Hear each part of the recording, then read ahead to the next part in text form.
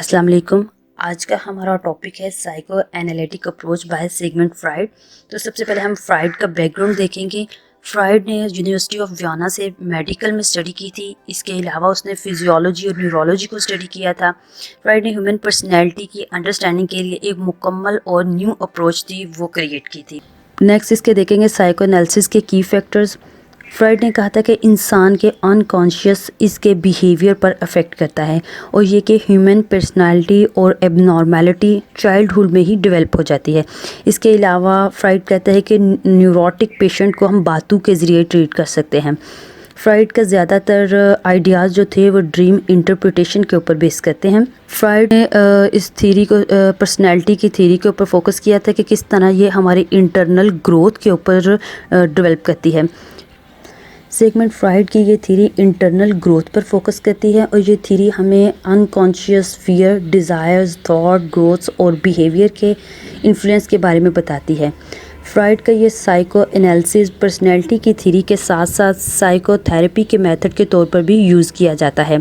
Psycho analytic theory के 3 major parts होते हैं। सबसे पहले आ जाता है a theory of structure of personality. इसमें ईगो और सुपर ईगो का बताया जाता है। नेक्स्ट आ जाता है थ्योरी ऑफ पर्सनैलिटी डायनामिक। इसमें कॉन्शियस, अनकॉन्शियस और ईगो डिफेंस मैकेनिज्म का बताया जाता है, किस तरह वो इम्पॉर्टेंट रोल प्ले करते हैं इंसान की पर्सनैलिटी को डेवलप करने में। नेक्स्ट आ जाता है a theory of psycho sexual development stages. इसमें देखा जाता है कि किस तरह ये डिफरेंट मोटिव्स जो होते हैं चाइल्ड की डिफरेंट ग्रोथ पर इन्फ्लुएंस करते हैं। सबसे पहले हम स्ट्रक्चर ऑफ पर्सनैलिटी पर फोकस करते हैं कि सुपर ईगो क्या होती हैं, ये किस तरह इंसान की पर्सनैलिटी पर असरअंदाज होती हैं। फ्राइड के मुताबिक हमारी पर्सनैलिटी इन 3 बेसिक स्ट्रक्चर्स के इंट्रैक्शन से डेवलप होती है। अब फर्स्ट इसका आ जाता है ईड जो होता है वो प्लेयर प्रिंसिपल के अकॉर्डिंग काम करता है। ईगो रियलिटी प्रिंसिपल के अकॉर्डिंग काम करता है और सुपर ईगो जो होता है वो आइडियल और परफेक्शन प्रिंसिपल के अकॉर्डिंग काम करता है। ईड जो होता है ये बेसिक नीड्स पर फोकस करता है, जैसा कि सेक्स एंड हंगर। इसमें आ जाता है एक लिबिडो जो होती है ये सेक्सुअल एनर्जी होती है जो कि प्लेयर प्रिंसिपल के अकॉर्डिंग अपनी डिज़ायर्स को पूरा करती है। इसमें मज़ीद 2 इंस्टिंक्ट्स आ जाते हैं जिसमें एरोज, थैनाटोज आ जाते हैं। एरोज जो होते हैं ये लाइफ इंस्टिंक्ट होते हैं और थैनाटोज और डेथ इंस्टिंक्ट्स होते हैं। लाइफ इंस्टिंक्ट्स जो होते हैं वो सर्वाइवर, प्लेयर और सेक्स के अकॉर्डिंग काम करते हैं एंड डेथ इंस्टिंक्ट्स एग्रेशन और वायलेंस पे फोकस करते हैं। नेक्स्ट सुपर ईगो ये सोर्स ऑफ गिल्ट होती है और मॉरल वैल्यूज़ पर बिलीव करती है। इसमें कॉन्शियस और आइडियल का कॉन्सेप्ट आ जाता है जो कि राइट और रॉन्ग बिहेवियर से रिलेटेड है। ये पर्सनैलिटी का वो हिस्सा है जो इंसान के ज़मीर से मुतालिक होता है और ये आइडियलिस्टिक प्रिंसिपल के तहत काम करता है क्योंकि ये इंसान के अंदर की आवाज़ होती है, यानी कि उसके ज़मीर की आवाज़ कहा जाता है इसे। नेक्स्ट है ईगो रियलिटी प्रिंसिपल के अकॉर्डिंग काम करता है और ये कॉन्शियस और अनकॉन्शियस सेल्फ की पहचान कर। फ्राइड के नज़दीक जिसकी ईगो जितनी ज़्यादा स्ट्रॉन्ग होगी उसकी पर्सनैलिटी उतनी ही हेल्दी होगी और जिसमें एंग्जाइटी होगी उसका बिहेवियर भी अनहेल्दी काउंट होगा। नेक्स्ट पॉइंट है लेवल्स ऑफ कॉन्शियसनेस। इसमें 3 लेवल्स के बारे में बताया गया है, the conscious, pre conscious and the unconscious. And the conscious क्या है कि हम एट द टाइम किसी फीलिंग्स या सिचुएशन के बारे में अवेयर होते हैं कि इस वक्त क्या हो रहा है। The next is the pre conscious ये है कि हमारे मोस्ट ऑफ द थॉट्स और आइडियाज़ जो होते हैं एक्सेसिबल नहीं होते हमें एट दैट टाइम, यानी उस वक्त कुछ आइडियाज़ जो होते हैं वो हमारे हाइड हो जाते हैं जिनके बारे में हम अवेयर नहीं होते। नेक्स्ट आ जाता है अनकॉन्शियस माइंड का जो पार्ट होता है इनएक्सेसिबल होता है, यानी हम इसके बारे में अवेयर नहीं होते कि क्या चीज़ हो रही है और क्या नहीं हो रही। हमें फीलिंग्स या कोई सिचुएशंस किसी भी बारे में अवेयरनेस नहीं होती। फ्राइड का कहना है कि हम माइंड की एक्टिविटीज़ की बहुत स्मॉल अमाउंट के बारे में अवेयर होते हैं, बाकी सब हाइड होके हमारे अनकॉन्शियस में चली जाती हैं। नेक्स्ट आ जाता है एविडेंस फॉर द अनकॉन्शियस। इसमें स्लिप ऑफ टंग आ जाती है, साइकोलॉजिकल सिम्टम्स आ जाती हैं, creativity and courage and determinism आ जाता है। सबसे पहले क्या है, स्लिप ऑफ टंग। अब स्लिप ऑफ टंग क्या है कि फ्रॉइड के अकॉर्डिंग, फॉर एग्जांपल हम अगर कोई शख्स अपने वाइफ को बुलाना चाह रहा है तो वो उसके मुंह से किसी और औरत का नाम निकल जाता है, कोई और वुमेन का नाम ले लेता है, तो इसे फ्रॉइड के इस कॉन्सेप्ट में फ्रॉइडियन स्लिप्स कहा जाता है। नेक्स्ट आ जाती हैं psycho sexual stages of development. Freud का कहना है कि इंसान की ग्रोथ के साथ साथ ईगो के दरमियान जो कॉन्फ्लिक्ट होते हैं वो भी चेंज होते जाते हैं, और इन कॉन्फ्लिक्ट को 5 स्टेजेस में डिफाइन किया है, और ये कि हर डिफरेंट स्टेज जो होती है वो किसी न किसी प्लेयर फिजिकल प्लेयर से रिलेट करती है। अब देखते हैं इसकी स्टेजेस की तरफ। सबसे पहले आ जाता है ऑरल स्टेज। ऑरल स्टेज जो होती है ये बर्थ से 2 ईयर्स तक होती है, और इसमें चाइल्ड जो होता है वो माउथ सेटिस्फेक्शन हासिल करता है, यानी कि माउथ उसका मेन पार्ट होता है सेटिस्फाई होने का। नेक्स्ट आ जाता है एनल स्टेज, 2 से 3 ईयर्स तक होती है, इसमें टॉयलेट ट्रेनिंग पे फोकस किया जाता है। नेक्स्ट फेलिक स्टेज, ये 3 to 6 ईयर्स तक होती है, और इसमें जेंडर डिफरेंस के बारे में इंफॉर्मेशन आ जाती हैं, यानी कि एक बच्चा अपने और अपनी सिस्टर में डिफरेंस को देखता है। नेक्स्ट आ जाता है लेटेंसी स्टेज। लेटेंसी स्टेज में लर्निंग स्किल्स जो होती हैं वो सीखता है, और एक बच्चा और पीयर एक्टिविटीज़ पर फोकस करता है। नेक्स्ट है जेनिटल स्टेज। जेनिटल स्टेज में ये लास्ट स्टेज होती है, और ये इसमें इंसान मैच्योर हो चुका होता है, और वो अपने अपोजिट सेक्स, अपोजिट जेंडर की तरफ जो होता है फोकस करता है। उसकी डीपेस्ट फीलिंग जो होती हैं वो अपोजिट सेक्स यानी हेटेरोसेक्सुअल रिलेशंस की तरफ होती हैं।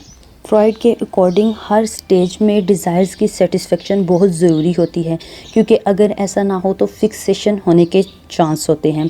अब अर्लियर स्टेजेस पर फिक्सेशन जो होती है वो ज़्यादा फोकस करती है, और इससे इंसान की पर्सनैलिटी स्टक हो जाती है।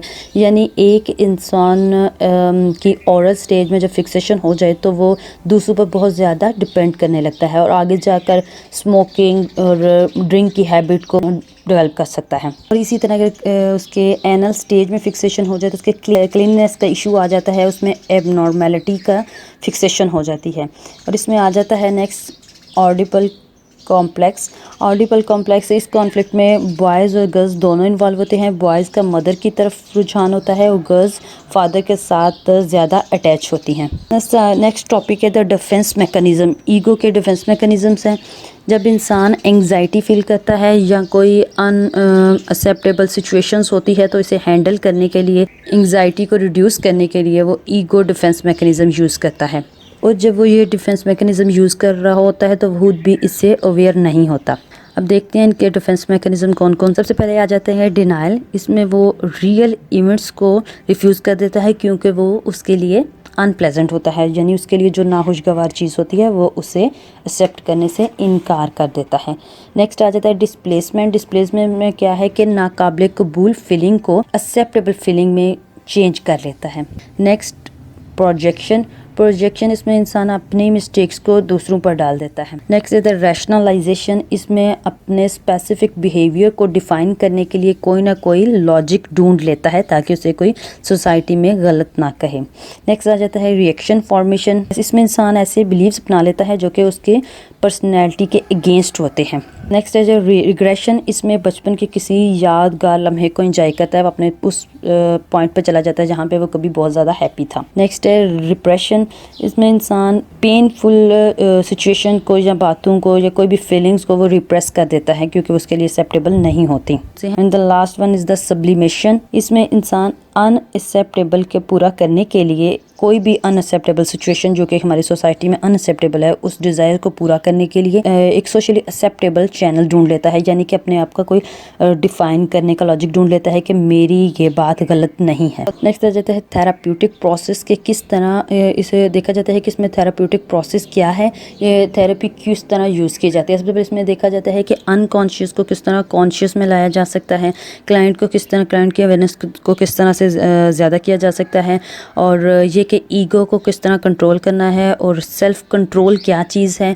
इसमें क्लाइंट की मैलएडेप्टिव ऑब्जेक्ट्स होते हैं, अनहेल्थी और मैलएडेप्टिव ऑब्जेक्ट्स होते हैं, उन्हें डिस्पोज किया जाता है, उन्हें रिप्लेस करने का तरीका बताया जाता है। इसके अलावा उसे उसके पर्सनैलिटी आइडियलाइज ऑब्जेक्ट जो होते हैं उन्हें एक्सप्रेस किया जाता है और उसे इन्हें हैंडल करने का वे बताया जाता है। नेक्स्ट आ जाती हैं थेराप्यूटिक टेक्निक्स। इसमें डिफरेंट किस्म की थेराप्यूटिक टेक्निक्स यूज़ की गई हैं। Creating trust atmosphere, free association, interpretation of resistance, dream analysis, interpretation of parapraxis and interpretation of the transference relationship. अच्छा, सबसे पहले आ जाती है क्रिएटिंग ट्रस्टिंग एटमॉस्फेयर, यानी कि इसमें एक सारे एक्सटर्नल स्टिमुलायर्स जो होते हैं वो मिनिमाइज़ कर दिए जाते हैं, एक ट्रस्ट वर्थी एटमॉस्फेयर जो होता है वो क्रिएट किया जाता है।